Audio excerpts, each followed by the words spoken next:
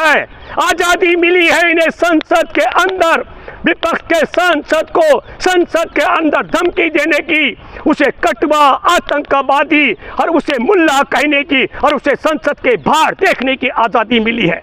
इन्हें आजादी मिली। दानिश अली की मॉब लिंचिंग की धमकियां आ रही हैं। भारतीय जनता पार्टी के लोग, आरएसएस के लोग, आरएसएस के गुंडे जो देश में आतंकवादी है। और दूसरी बात कही गई कि मैं तुझे दोबारा संसद में खड़ा होकर बोलने नहीं दूंगा। और तीसरी बात कही गई कि मैं तुझे संसद के बाहर देखूंगा। मैं आपके माध्यम से कहना चाहता हूं, माफी चाहते हुए बोल रहा हूं, भाजपा में यदि किसी को मूतने भी जाना हो तो भाजपा के सांसद और विधायक और एमपी के बाप की ताकत नहीं है कि नरेंद्र मोदी की इजाजत के बगैर मूतने चला जाए। रमेश बिदुड़ी कोई नशा किया हुआ था, ना वो नशे में था, ना रमेश बिदुड़ी की इतनी ताकत है। यदि रमेश बिदुड़ी को हत्या करनी है दानिश अली की, तो मैं गुरुद्वारे में जाकर सिख समाज से तलवार लाकर के सार्वजनिक तौर पर देता हूं। अपने बाप की औलाद है रमेश बिदुड़ी, तो दानिश अली पर तलवार चलाकर देखिए। नरेंद्र हमारे लिए ये सोचने और समझने की बात है। आप हम सब सोचे कि प्रधानमंत्री ने कहा था कि ये कुछ ऐतिहासिक होने वाला है। ऐतिहासिक भी क्या हुआ? कंगना रनौत को बुलाया गया, वही कंगना रनौत जिसने कहा कि 1947 में भीख में आजादी मिली थी, उसे संसद में नए सत्र में आमंत्रित किया गया। लेकिन देश में देश की महामहिम महिला राष्ट्रपति इसलिए नहीं निमंत्रण दिया गया क्योंकि वह आदिवासी है। ये क्यों? अगर दानिश अली आतंकवादी है तो यह मुकदमा चलना चाहिए चुनाव आयोग पर कि एक आतंकवादी हमारे देश का सांसद कैसे बन गया। और अगर वह बाइज्जत व्यक्ति है तो एक सांसद को आतंकवादी ठहराने वाले पर देशद्रोह का मुकदमा क्यों नहीं बनना चाहिए। दोस्तों नमस्कार, मैं हूं भूपेंद्र रावत और आज मैं आपके साथ बहुत दुखद विषय पर बात करने वाला हूं। एक तरफ भारत की नई संसद में नया सत्र की शुरुआत होती है और नए सत्र के नए संसद भवन में नए सत्र की शुरुआत से पहले प्रधानमंत्री नरेंद्र मोदी जी ने ऐलान किया था ये सत्र छोटा लेकिन इसमें कुछ ऐतिहासिक होने वाला है। और वह ऐतिहासिक आप हम सब लोगों ने देखा। मैं बहुत यकीनी तौर पर, मैं ही नहीं मेरे जैसे तमाम देश के लोगों को बहुत बड़ा आघात हुआ जब हमने ये देखा कि भरी संसद के अंदर अमरोहा के सांसद, जहां 16 लाख से ज़्यादा मतदाता हैं, वहां से चुने हुए सांसद दानिश अली को, जो बहुजन समाज पार्टी का सांसद हैं, किस तरीके से भारतीय जनता पार्टी के एक सांसद रमेश बिदुड़ी ने जो धमकी दी, जिन शब्दों का चयन किया, आतंकवादी है। और दूसरी बात कही गई कि मैं तुझे दोबारा संसद में खड़ा होकर बोलने नहीं दूंगा। और तीसरी बात कही गई कि मैं तुझे संसद के बाहर देखूंगा। दानिश अली की मॉब लिंचिंग की धमकियां आ रही हैं। भारतीय जनता पार्टी के लोग, आरएसएस के लोग, आरएसएस के गुंडे जो देश में दानिश अली की मॉब लिंचिंग की ओर आगे बढ़ने की बात कर रहे हैं। जरा कल्पना कीजिए, अभी हमारे देश में G20 हुआ, उसमें दुनिया पे राज करने वाला, अंग्रेजों पर राज भारत का, भारतवंशी ऋषि सुनक वहां के प्रधानमंत्री हैं। वहां ईसाई बहुल देश है, दुनिया पर उसका राज रहा है, डंका बोलता है। लेकिन कहीं उन लोगों ने ये नहीं कहा कि हमारे गुलामों का वंशज एक हिंदू आकर के हम पर हमारे देश का प्रधानमंत्री कैसे बन सकता है। कमला हैरिस उपराष्ट्रपति है अमेरिका की, जब एक नायिका है जिसको पद्मश्री से सम्मानित किया गया।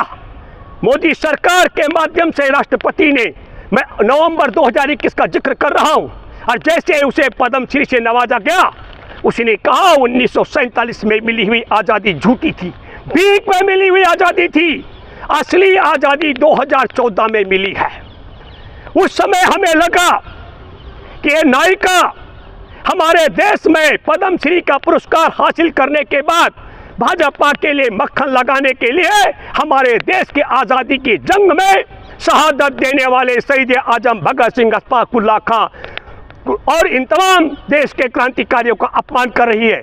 देश में देश की आज़ादी के लिए जेल यात्रा करने वाले गांधी से लेकर सुभाष चंद्र बोस से लेकर के और जवाहरलाल नेहरू, पंडित जवाहरलाल नेहरू, सरदार पटेल और तमाम ऐसी एक बड़ी कतार का अपमान कर रही है। चंद्रशेखर आज़ाद का अपमान कर रही है, हमारे देश की आज़ादी का अपमान कर रही है। लेकिन आज मैं मानता हूँ कि सच में 2014 में इस देश में आज़ादी मिली संघ परिवार को, और वह आज़ादी की शुरुआत मिली है। आज़ादी मिली है इन्हें संसद के अंदर विपक्ष के सांसद को संसद के अंदर धमकी देने की, उसे कटवा, आतंकवादी और उसे मुल्ला कहने की और उसे संसद के बाहर देखने की आज़ादी मिली है। इन्हें आज़ादी मिली है, तब हमारे लिए ये सोचने और समझने की बात है। आप हम सब सोचे कि प्रधानमंत्री ने कहा था कि ये कुछ ऐतिहासिक होने वाला है। ऐतिहासिक भी क्या हुआ? कंगना रनौत को बुलाया गया, वही कंगना रनौत किसने कहा कि 1947 में भीख में आज़ादी मिली थी, उसे संसद में नए सत्र में आमंत्रित किया गया। लेकिन देश में देश की महामहिम महिला राष्ट्रपति इसलिए नहीं निमंत्रण दिया गया क्योंकि वह आदिवासी है। ना तो रमेश बिदुड़ी कोई नशा किया हुआ था, ना वह नशे में था, ना रमेश बिदुड़ी की इतनी ताकत है। यदि रमेश बिदुड़ी को हत्या कर रही है दानिश अली की, तो मैं गुरुद्वारे में जाकर सिख समाज से तलवार ला करके सार्वजनिक तौर पर देता हूं। अपने बाप की औलाद है रमेश बिदुड़ी, तो दानिश अली पर तलवार चलाकर देखी। नरेंद्र मोदी से मैं मांग करता हूं कि नरेंद्र मोदी तोप का लाइसेंस दे मुझे, मैं तोप देता हूं। रमेश बिदुड़ी को अपने बाप की औलाद है तो उठाकर तोप से उड़ाकर दिखाए दानिश अली को, मैं मान जाऊंगा। आधुनिक हथियार चाहिए, इनका मोनू मानेश्वर जेल में है, उसके पास आधुनिक हथियार है जिससे उसने पटौदी में भी 307 का मुकदमा है, वो हथियार बरामद कराए हरियाणा सरकार से और रमेश बिदुड़ी को सौंपा जाए। हत्या नहीं कर सकते क्योंकि देश में बाबा साहिब की अध्यक्षता में बना हुआ संविधान है, लेकिन ये नंगापन कर सकते हैं। और नंगापन क्यों किया गया? 21 तारीख की रात को 10 बजे दानिश अली को इस प्रकार की धमकी देने की क्रोनोलॉजी को आपको समझना पड़ेगा। 22 तारीख को दिल्ली विश्वविद्यालय में चुनाव थे। मैं आपके साथ बात तो कर रहा हूं मेरे प्यारे देशवासियों, पर मुझे बहुत बड़ा झटका लगा, बहुत बड़ा आघात लगा। मैंने ये जरूर मानता हूं, प्रामाणिक तौर पर कहता हूं, जब देश में इज्जतदार लोग, देश में बाबा साहिब के अध्यक्षता में बने संविधान का सम्मान करने वाले, माँ बहन बेटियों का सम्मान करने वाले, दलित आदिवासी महिला किसान मजदूरों का सम्मान करने वाले एक तरफ हो और दूसरी तरफ संघ परिवार जैसे नंगे हो जो कुछ भी कर सकते हो, जब नंगों का इज्जतदार वालों का झगड़ा होता है तो वहां यह नंगापन है। मैं आपके माध्यम से कहना चाहता हूं, माफी चाहते हुए बोल रहा हूं, भाजपा में यदि किसी को मूतने भी जाना हो तो भाजपा के सांसद और विधायक और एमपी के बाप की ताकत नहीं है कि नरेंद्र मोदी की इजाजत के बगैर मूतने चला जाए। इसलिए मैं कहना चाहता हूं, इतनी बड़ी धमकी एक पूरे समाज को, पूरे दुनिया में हमारे संविधान को, नए संसद भवन को, हमारे देश के लोकतांत्रिक व्यवस्था को, देश की सबसे बड़ी पंचायत घर में इस प्रकार का तांडव जिसने कर दिया हो, और नरेंद्र मोदी ने अभी तक मुंह नहीं खोला। भाजपा की तरफ से कहा जा रहा है कि भाजपा ने कारण बताओ नोटिस जारी कर दिया। मैं आपके माध्यम से कहना चाहता हूं, कोई कारण बताओ नोटिस की जरूरत तब पड़ती है जब मामले की जानकारी ना हो। पहला कारण बड़ा साफ है कि रमेश बिदुड़ी आरएसएस का कार्यकर्ता है। दूसरा कारण बड़ा साफ है कि वह भाजपा का नेता है। तीसरा कारण बड़ा साफ है, वह भाजपा का सांसद है। और चौथा बड़ा कारण है कि देश में तड़ी पार रह चुके गृह मंत्री और गुजरात दंगों में बार बार नाम उछलने वाले नरेंद्र मोदी मिली है। सच में 14 के बाद हमारे देश के एक एक सरकारी संस्थान को निजी हाथों में बेचकर देश के आदिवासी और दलितों का आरक्षण को छीनने की आज़ादी इनको मिली है। इसलिए मेरे दोस्तों, ये देश एक ऐसे दौर में प्रवेश कर चुका है। नरेंद्र मोदी ने तो घोषित कर दिया कि संविधान भवन पिछला संसद रहेगा। इसका मतलब है जिस तरीके से रमेश बिदुड़ी की गुंडागर्दी, धमकियां, एक इसलिए कही है दानिश अली को कि दानिश अली मुसलमान है, तो एक बहुत बड़े तबके की, मैं देखा दुनिया में मुसलमानों की आबादी 100 अरब 60 करोड़ से ज़्यादा की है। तो आप कल्पना कीजिए मैं आबादी की बात इसलिए कर रहा हूँ कि इतने बड़े समाज से नफरत करने वाले आरएसएस बीजेपी के मुट्ठी भर लोग हैं, मुट्ठी भर लोग।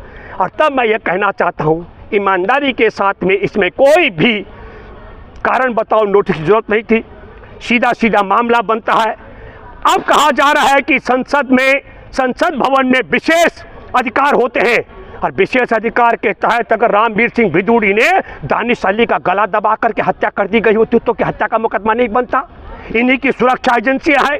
कल की तारीख में रमेश भिदुड़ी जैसे कट्टा रिवाल्वर और मोनुमान्य सोच से हथियार लेकर के वहां पहुंचे और हत्या कर दे विपक्ष के सांसदों को, तो कैसे बचेगा?